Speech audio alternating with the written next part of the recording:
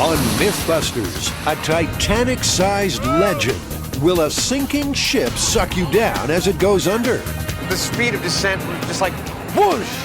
Are goldfish in a bowl bored or simply stupid? No, not bag. And does their memory last more than 3 seconds? I got all the smart ones. He got all the stupid ones.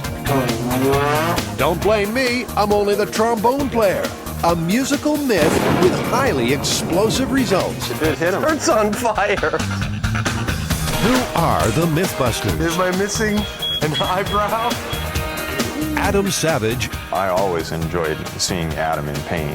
Oh! And Jamie Heineman. Jamie wants a big boom. Between them, more than 30 years special effects experience. Feel kind of sexy. They don't just tell the myths, they put them to the test.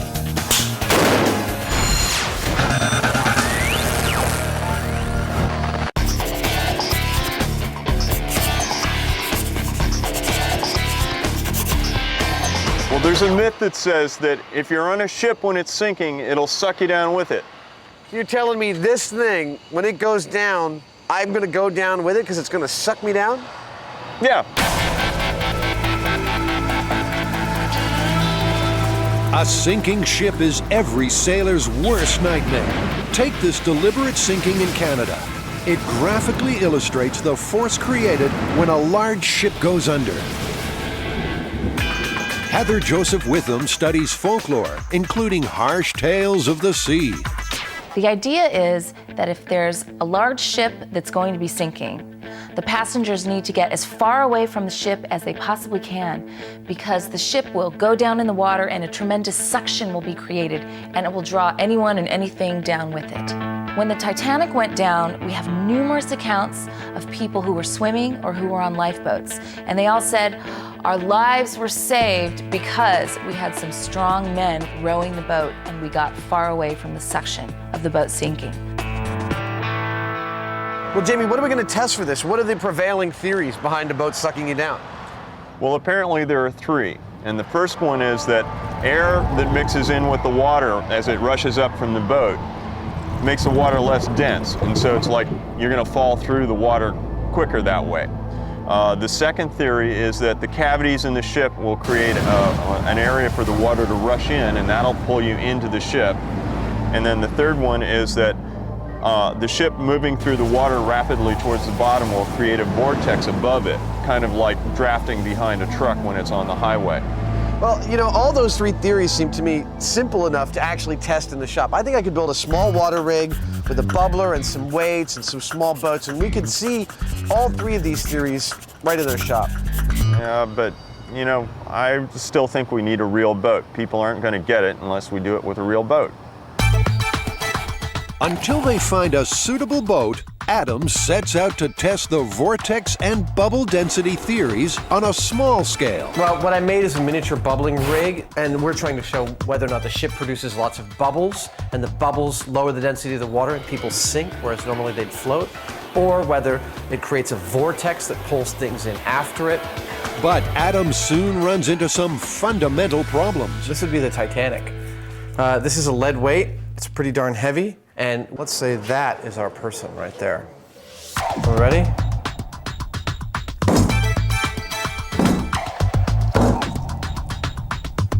Squat.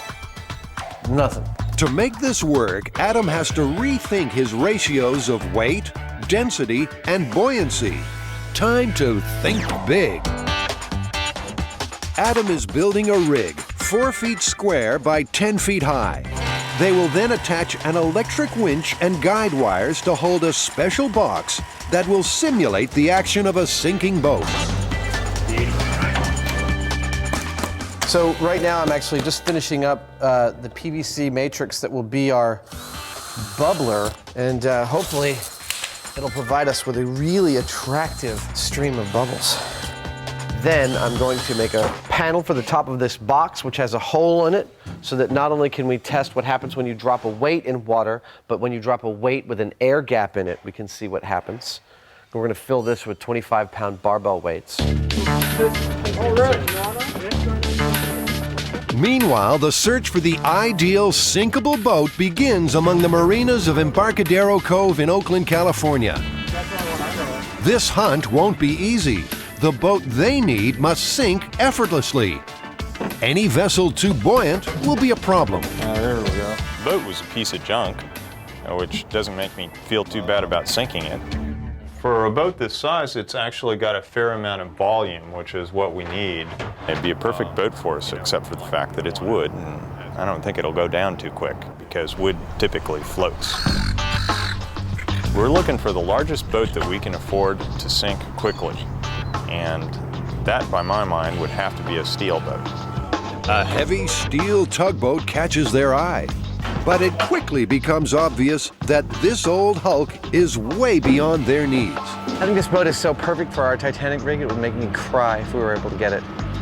It does, however, look like quite a deal to make it go.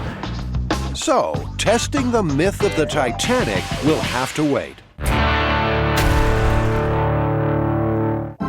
Does a goldfish's memory last more than 3 seconds? He's looking at it, he's trying to eat it. Jamie and Adam are locked in combat. We have to identify the smart ones. Who's the superior fish wrangler? Back in the Amazon, when I used to train piranhas. Oh, and does a goldfish's memory last more than 3 seconds?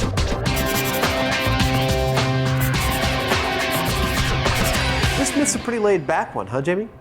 Yeah, the myth says that you can put a goldfish in a small bowl and they're okay with it because they're so stupid that by the time they make it around the bowl, in like about 3 seconds, they've just forgotten where they were. I think that we tell this story in order to placate ourselves and allow us to keep animals in a small tank, which usually we would perceive as being kind of cruel. And you could certainly keep it in a small bowl because every time it goes around that bowl, it's a new experience. So what we really want to test here is what is the memory span of the average goldfish? Well, what I thought we'd do is build a maze. And the goldfish will have to be taught how to make it through the maze. And if they can remember that, we'll know a little bit more how smart they are. So what you're talking about is not just a goldfish intelligence test, but a MythBusters intelligence test as well. You could look at it that way. One that I think I will win. So the guys want to train goldfish to swim through a maze. If they do it, they'll prove they're smarter than we think. The goldfish will look clever too. Have you heard of the myth that goldfish only have 3 seconds of memory? Yes, I have. Their brains are pretty small, and it's about 2% of their body weight, so you can figure that they're not going to have too much of a memory. Steve, the pet shop guy, has all the fish and all the accessories the MythBusters need. I think this is definitely the one for me, Jamie. It's a deep sea diver with the shark. But the goldfish have needs too. This is a 38-gallon. I have the best food for goldfish. You make sure that you have a good water conditioner. Those are perfect. What do we need, 10 of those? Yeah, 5. 5 in each tank? Yeah. Okay. It's the easiest sale Steve's ever made. 2 tanks, 10 fish, and enough supplies to feed a whale. Jamie and Adam have given themselves 45 days to train the fish and bust the myth. They've each got a tank, and each will devise their own training method. The competition is heating up. I think that I shall be the best trainer, purely because of the fact that training animals requires, above all, consistency. Adam is not a very consistent person. Turns out Jamie has another advantage. He used to own a pet shop, and he knows his fish. In addition to his time in the Special Forces and being the international whist champion and even being a lion owner, Jamie's probably one of only a handful of people in the world who's actually trained a goldfish to ring a bell. I don't have anything like that kind of pedigree with goldfish training regimens. Ah, look at that. Undaunted, Adam is determined to rise to the ultimate challenge of teaching fish to swim through a I maze. think I'm, in fact, just gonna leave mine totally uncovered. I'm gonna kick your goldfish ass.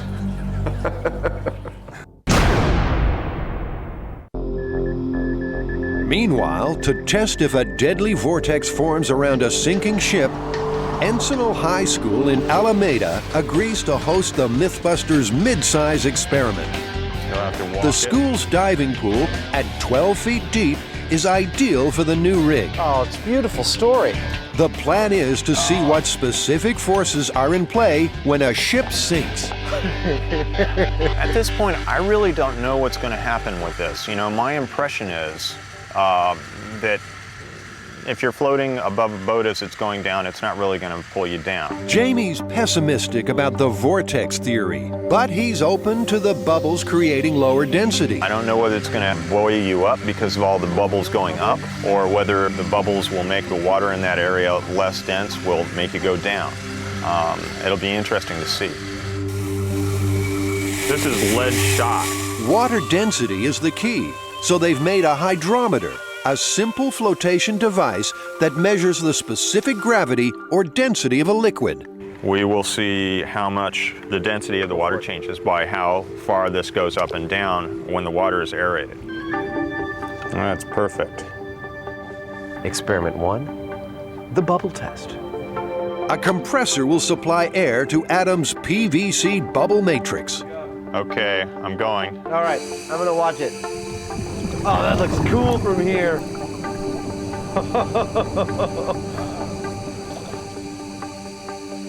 It looks like it's going down. Yes, Oh, definitely. way down. Okay, it's out of the, looks like somebody's gonna have to get their swim trunks on. And that was all the encouragement Adam needed on a warm California day. Can we blur out the love handles? Be nice to me, all right? Happy with the bubble effect, their first weight test should determine if volume makes it easier to be dragged down. So to get a closer simulation of a sinking boat, the box is positioned on the surface and loaded with 200 pounds. They hope the inrush of water to the empty box will drive the vortex effect. Good, go.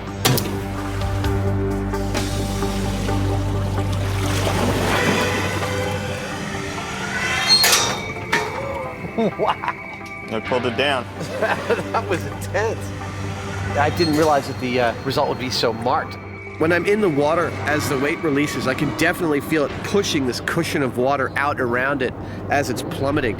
And I'll tell you straight up, based on what I see here, you would definitely get sucked down. And I think the bigger the object, the bigger the suck. To test Adam's bigger suction theory, they increase the box weight to 300 pounds. All right, hydrometer is ready. Okay, going. Go.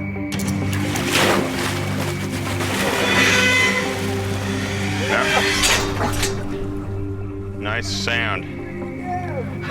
Where's the hydrometer? There it is. That pretty much says it. Wow. I mean, it went all the way to the bottom and hung out there for a while. Once again, the box filled rapidly, dropped like a stone, and pulled the hydrometer down entirely. Hold on. Now, it's Adam's turn to ride the vortex.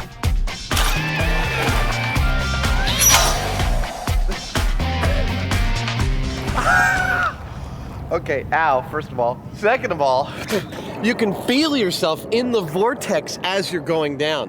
I mean, I did not separate from the box at all. My buoyancy had no bearing on the matter. I just sunk right with it until I hit the bottom. That was intense. The pool testing is done, and Adam's up for the real thing. 2 boats have already been rejected as unsuitable, but after some good detective work, they find a very likely candidate. Another old tug, but at 9 tons, this one is more suitable. It's a nice solid little hunk of steel. I think it ought to go down like a rock. Seems like it's pretty rugged. There's a lot of tie points for us to get a hold of, to tow it around and lift it and stuff like that. So I think it's perfect. I think it's fantastic. It's totally ideal. I mean, yeah, it'd be great if it was bigger, but I gotta tell you, that 300-pound weight yanked me down with a lot more force than I thought was possible. Yeah. This ought to do it quite handily. Ship chosen. Now, the preparation. We're gonna go cut some holes in the boat. Sinking a boat isn't easy. In British Columbia, Canada, the Artificial Reef Society regularly sends unwanted ships to the bottom. They are reborn as prime diving sites and marine habitats. To send ships down safely, holes are cut on both sides so that water rushes in and the air rushes out.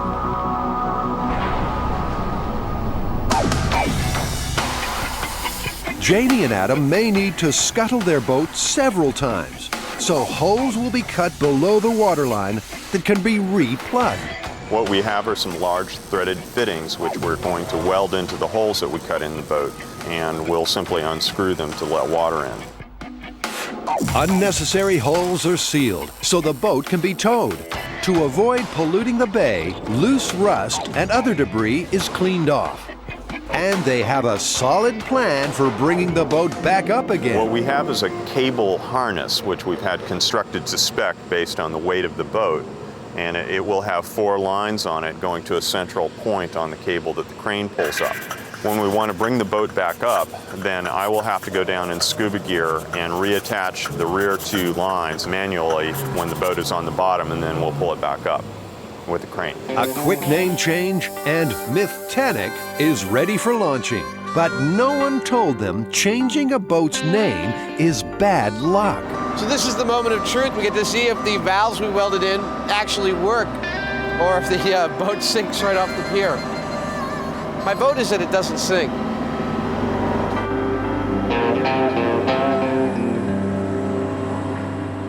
Well, all 3 of the valves are leaking right around the welds. Just a little tiny leak, but maybe we can throw a bilge pump in it tonight. I don't know. Those were Jamie's welds. One thing Adam does not dispute is Jamie's considerable underwater experience. For years, he ran a dive business in the Caribbean. I'm a dive master. I've done thousands of dives. I've salvaged boats. I have spent, person years in the water, basically. I'm actually not all that excited about being in this particular water. I like it where it's clear and warm and pretty, and we're going to be in the bay, and it's cold and dark and murky. So while Jamie worries, careful, it might roll and you get caught. it's day 1 of the Great Goldfish Challenge.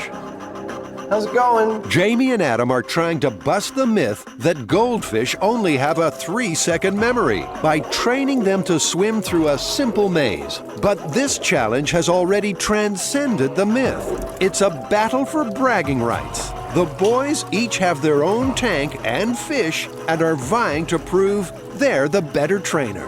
The competition is fierce. Oh, he so better not go get a tube and feed them with a tube, because I'll kick his butt. That was my idea. In fact, Jamie has something entirely different in mind. He's making bright plastic holes, which he hopes will be to the fish's liking. I'm going to get them used to taking their food out of the middle of the hole by making this colorful hole that they'll easily recognize, that has some mesh suspended in the middle of it that will put the food in. Jamie's holes are already attracting interest.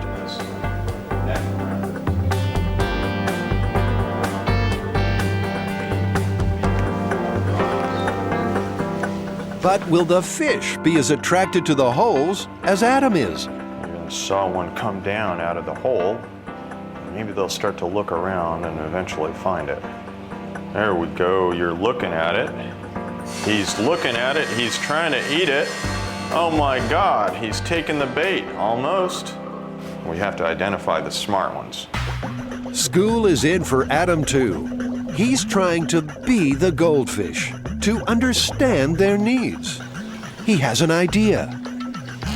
Instead of using the store-bought tank dividers, Adam is making his own out of plastic. He'll custom make the course based on his deep grasp of fish behavior. If I get them comfortable with the fact that they can go through, perhaps they'll understand that there is a way to get there, because all they see is just this black ring that's exposed. They don't know that they can actually go and swim around over there. So, they have their strategies, and the battle of the fish tanks is on. Adam's clear dividers versus Jamie's gaudy plastic. May the best fish man win. 8 days since the Goldfish Memory Challenge began, and Adam's got a problem.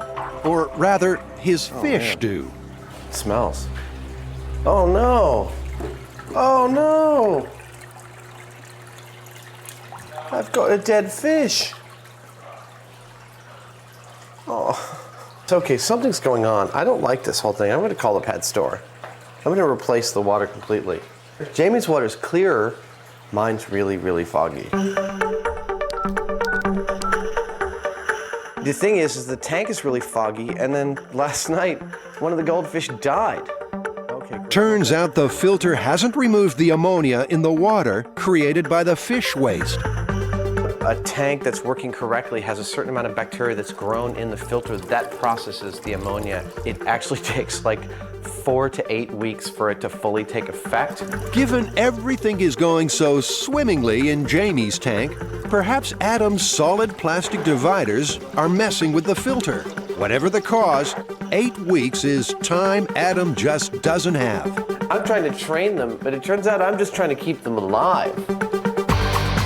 Jamie's fish aren't just alive, they're happy, healthy, and apparently pretty smart. They seem to know automatically where the food is. I would say that even now, even though we haven't got them to go really through anything in terms of a maze as such, that the myth is busted because they clearly recognize either me or the location where the food is being delivered. They are clearly capable of some sort of minimal memory.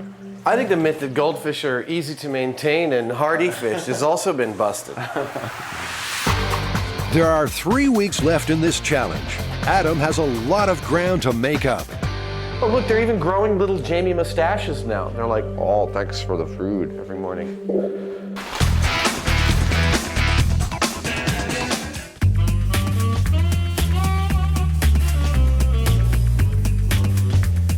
The MythBusters in a music store? Have Jamie and Adam given up their destructive ways? Are they replacing mayhem with Mozart? We're looking for something in a trombone. Okay, and like for a student? Well, actually we want to blow it up. You want to blow it up.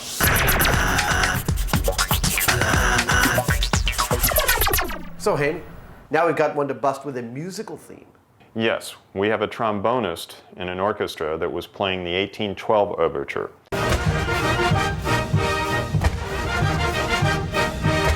And the trombonist decides to spice things up a bit by putting a firecracker into the mute of his trombone.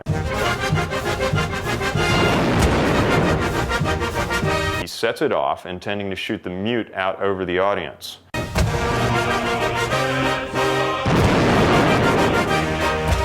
However, it hits the conductor, knocks the conductor off the stage and into the audience, knocking them over like dominoes.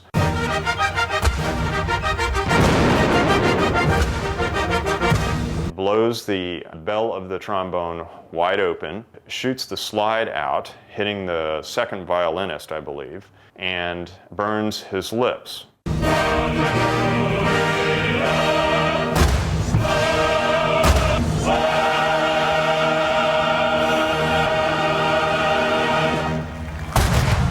What's the plan? Where do we start?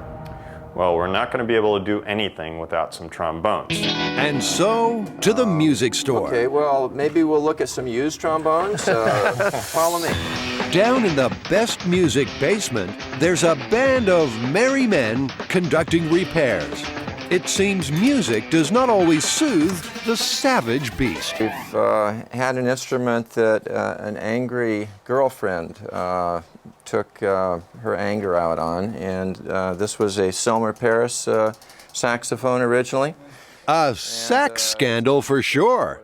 But the guys are more interested in creating a trombone tragedy. But these are your standard tenor trombone that are usually going to be used by a lead player.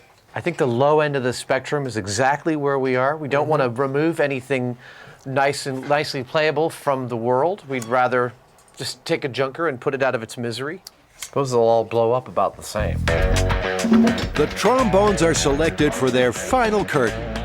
Now the guys need a mute to silence the myth. Yeah, I think that's the one. I like the look. Yeah, this is like, you know, kind of looks like it ought to be fired like a stinger, you know.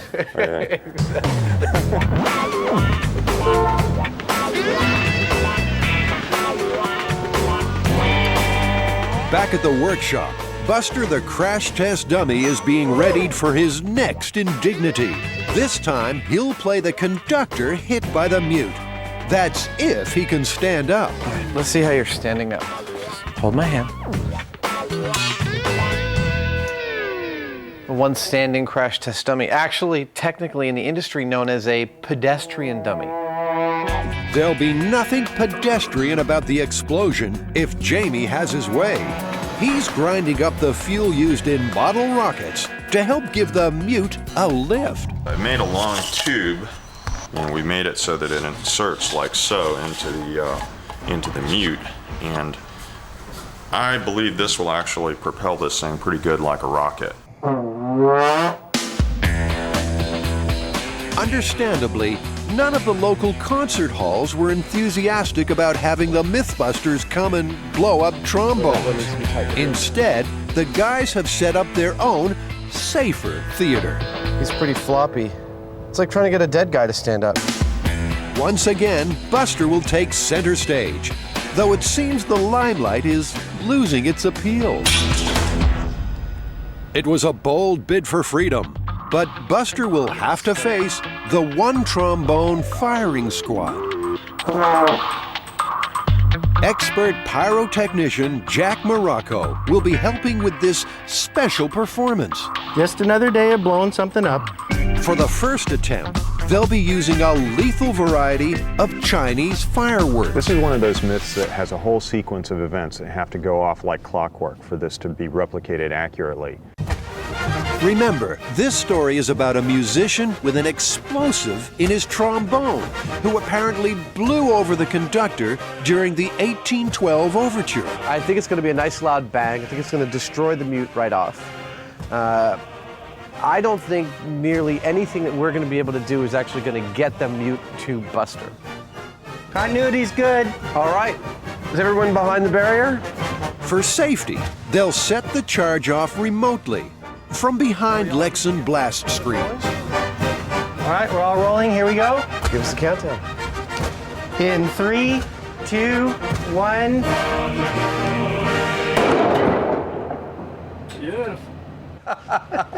That was fantastic. Those Chinese firecrackers pack quite a wallop. The front of the mute is blown out in spectacular fashion.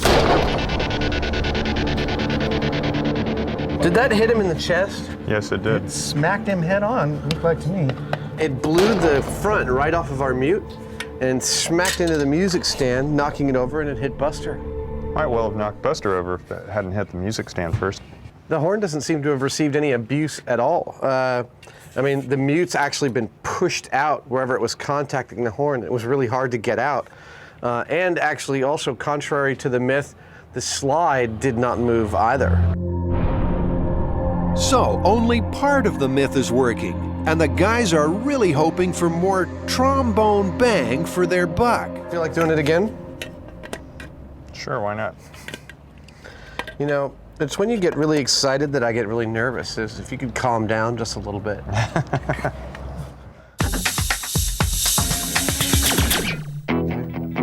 So how much mayhem would an exploding trombone cause during the 1812 overture? Jamie's about to try out his rocket-propelled mute. As many crushed-up model rocket engines as he can squeeze in, and a little more for good measure. Hey, Jack? Yes. What would you think about also if I dumped a bunch of that crap down in the bell of the thing? Yeah, we might actually blow that whole stand over. That's good. We like that. We like that. Here you go, Jamie. Hold your breath.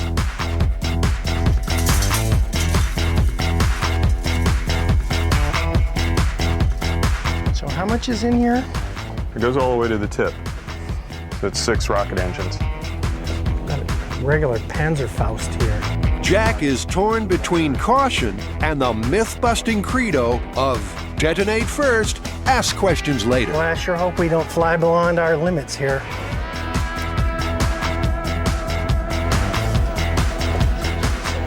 right, in 3, 2, 1.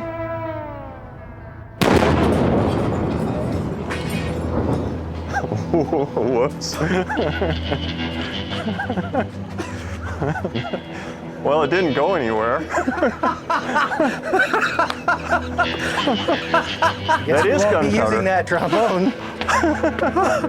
Holy crap! Why is he smoking so much? It looks like it did This hit him. shirt's on fire. And look, the slide's still in place. Slide. That, I think if it didn't blow off with that, it's not gonna. The slide is still in place. The mute flew out with enough force to knock Buster over. Once again, he's wondering about the MythBusters medical plan. Oh my God. Oh, hey, that's hot. Yeah, Oh, it'll be hot. Hey, yeah.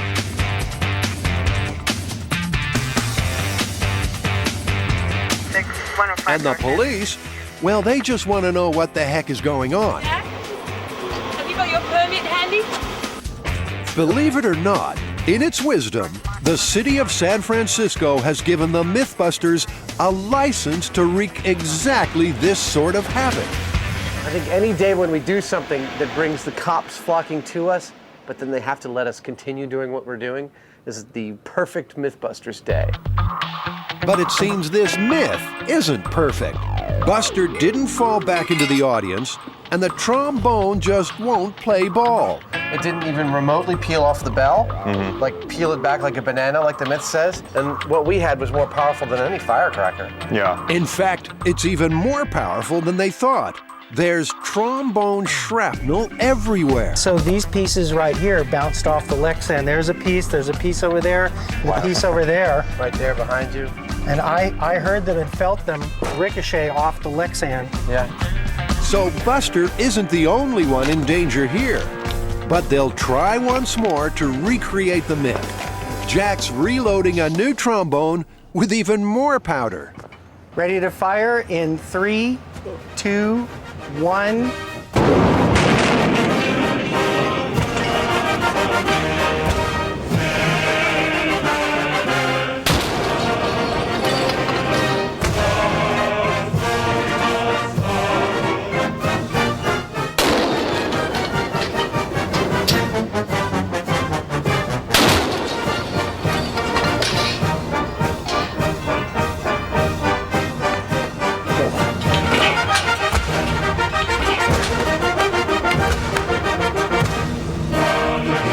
This myth just doesn't want to be replicated. No matter how hard Buster tries.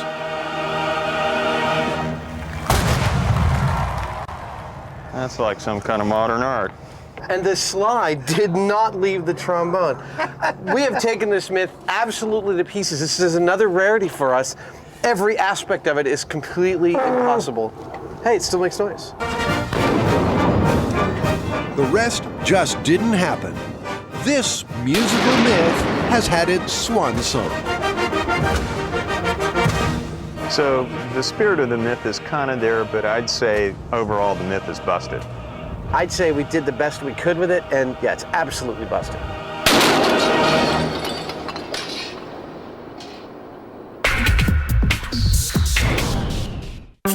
It's been nearly 6 weeks since the Goldfish Challenge began. Today, all their hard work will be put to the test. All right. Remember, they're testing the myth goldfish only have a 3-second memory by trying to train them to swim through a simple maze. The Heinemann technique is to associate orange plastic with food. It's working. Oh, look, they see the orange thing. They're wanting to go for it. Jamie appears to have science on his side. Studies have shown that goldfish repeatedly respond to color for food rewards. In other words, they seem to have memory longer than 3 seconds. Camp Savage has struck troubled waters with an ammonia problem. There are only 2 contenders left. And they just bang their heads in the corner over here. The first to get fish through their maze wins and busts the myth. Time this, starting now. They're off and racing. Hey guys, here's your food. Go on, boys, there you go. Jamie's school has learned its lessons well. But Adam's guys must have been playing hooky. I think it's quite obvious what's happening, or not happening. They seem to be fascinated with their reflection on the other end of the tank. Jamie's crew is halfway through and going swimmingly. You know you want it. Look at them. They're frantic to get through there. Maybe I should give them a compass. Who's to say luck doesn't play a part in these things? They're through the first barrier, but not for long. Oh, no, not bag. There's no backtracking in Jamie's tank. The first fish is through. 1 minute. The rest of the gang isn't far behind, except one. Interesting to note, there's one fish that is the stupidest one. There's a little red head and back, and he's the skinniest. Adam apparently has 2 skinny fish. I don't understand the total ignorance of this panel. It's like this wall doesn't even exist for him. I would say that without a doubt, 1 minute to make it through the maze is a lot quicker than random. And for Adam's fish? 9 minutes. Day 43 of the goldfish memory test, and Adam is still behind. Listen, I don't have any work to do on this experiment. These fish have a lot of work to do. I'm just giving them the framework with which to prove themselves for all goldfish kind. Adam just got stupid fish. What are you gonna do? All right, boys, you ready?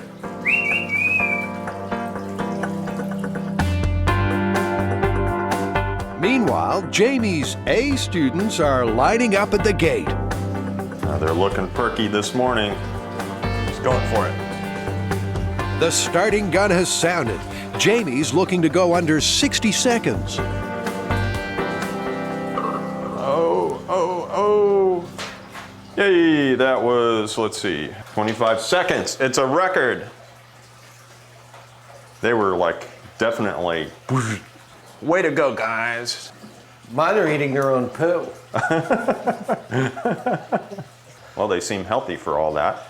I know that everyone's gonna take me to task for wasting these fish's time. Hey, they're both in the second chamber though. Oh, they go back. Can they remember for 3 seconds? I'd wager, you bet, and a lot more. George Barlow from the University of California, Berkeley is a professor of integrated biology and a big fan of goldfish. I guess there's some debate about this. Does conditioned behavior actually qualify as memory? Sure. Any task that you can, in quotes, teach to an animal and then retest later, you have a very objective way of evaluating whether it remembered it. From what you've told me, I would say, yeah, you've blown away the myth that they can only remember for 3 seconds. You know, one of the purported reasons behind the myth is so that people who keep goldfish in small bowls don't feel so bad.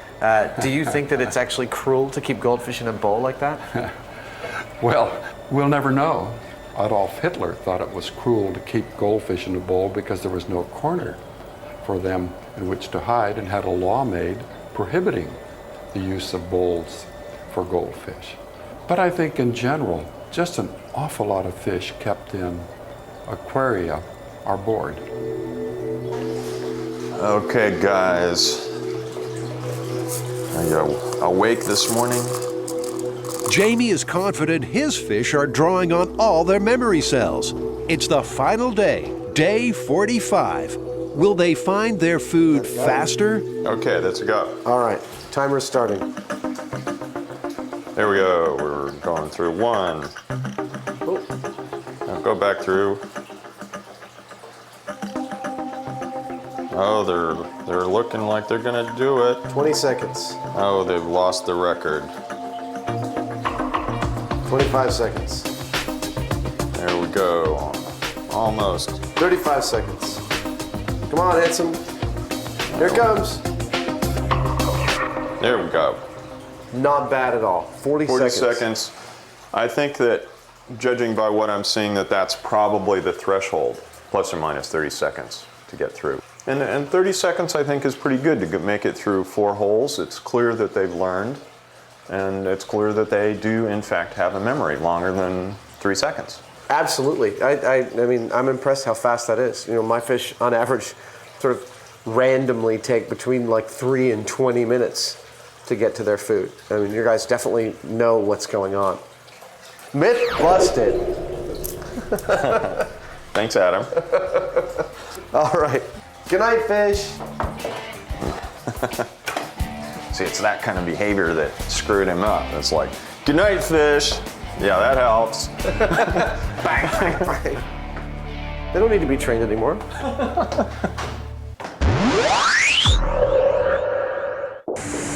Does a sinking ship create a powerful drag on those in the water? Adam can't wait to find out. But unlike Jamie, during the test, Adam won't be using scuba. So in case of emergency, he has to learn to breathe from another diver's regulator. I've been waiting half my life to see what it feels like to breathe underwater, and that's just like really cool. So I'm dying to be on that boat when it goes down. Like, I'm psyched. To have done that, like, I can't wait. There are many amazing survival stories from ships lost at sea, especially during war. Yet none so evocative as those told of the Titanic. One story that contradicts the myth is that of Chief Baker Charles Joffin. Now, this man was having a good time the evening the Titanic sank. He was drinking a little bit, and then the entire trauma happened with the Titanic, and he found himself on the stern of the boat as the boat was going down. He said that going down with the boat while standing on the stern felt exactly like riding down an elevator. He said it was smooth sailing going down, and when it reached the water, he just stepped off into the water without even getting his hair wet, swam around for a while, and was picked up by a lifeboat and lived. It's test day, and Adam's excited enough to be up before dawn. Good morning. Good morning. Well, everyone else crapped out. I seem to be the only one who's taking the journey across the bay to deliver our little tugboat right here. Yeah, it's really nice being on the bay at dawn as the sun comes up. It's quite beautiful. And our little tug, the Titanic, is handling the trip just fine. Should be ready to sink. Across the bay, the San Francisco dry dock workers are preparing for this unusual event. Their skill will help sink the boat and recover it. All my life, my dad used to tell me that if a boat sinks, you have to swim away as quick as you can because you will be sucked down with it. The tugboat captain, Greg Urban, knows these chilly, murky waters and the dangers they hold. I'm very interested in seeing what happens. I'm glad it's you that's going to be standing on deck and not me, so I think you're going to get sucked down with it. Despite the prediction, Jamie's still looking on the bright side. Well, you know, it's a little brisk this morning, but at least it's warmer in the water, perhaps. Somehow I don't think so. With all his underwater expertise, Jamie knows this is risky. He's enlisted a dive buddy, Sean Wheelis, a professional with 13 years experience. Tough to estimate what the visibility will be like. Sometimes currents make it better. With the silty bottom, often currents can stir it up a little bit worse. So it makes things a little harder, a little bit more dangerous, a little more complicated. The tug tows the Titanic out to the end of the dry dock. To make salvage as easy as possible, it will be sunk right under the shadow of the big crane. Swing it out, swing it out. Swing it out some more. The boat is going to sink. We're going to find it, we're going to hook the cables up to it, we're going to bring it back up, and we're going to do it again until we get too cold or too tired to do it. Hey, Adam, just letting you know we got 50 feet underneath your boat right now, 50 feet of water. Very cold water. The biggest fear that I have is Adam's safety. You know, we don't really know what's going to happen with this boat. The water's murky, it's cold, it's deep. This is a dangerous stunt that we're doing, and I guess Adam's life is in my hands. Adam doesn't wait around as the sea instantly gushes in. They're only opening one valve, one valve. Got 2 feet of water in here now.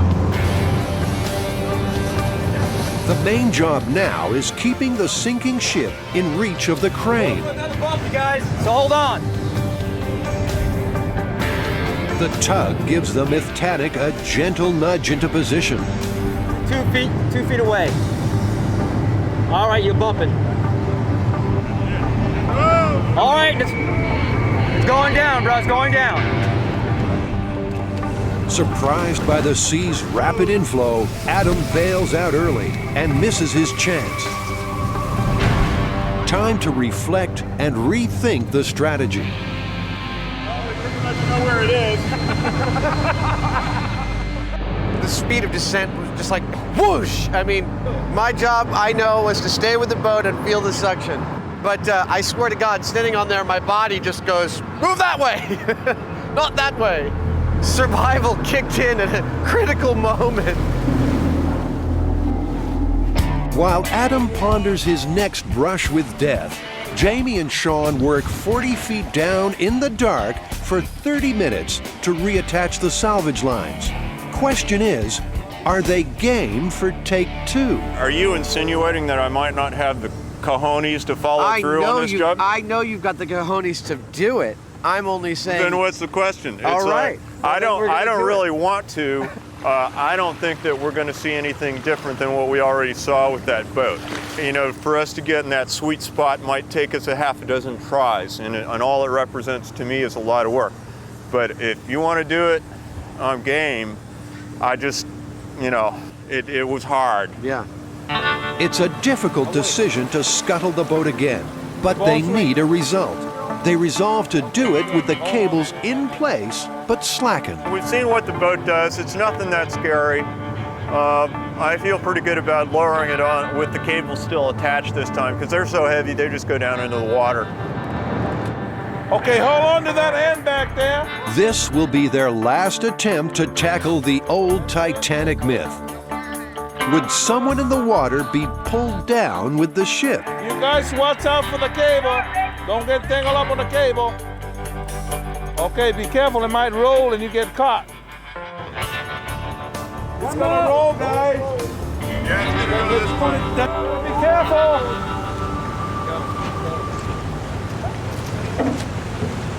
Stay with it, stay with it. There you go. Woo! Nope. Did suck you down, didn't it? I didn't see nobody get sucked in. No suction. No suction at all. I mean, I could not have been more central to the boat where it went down.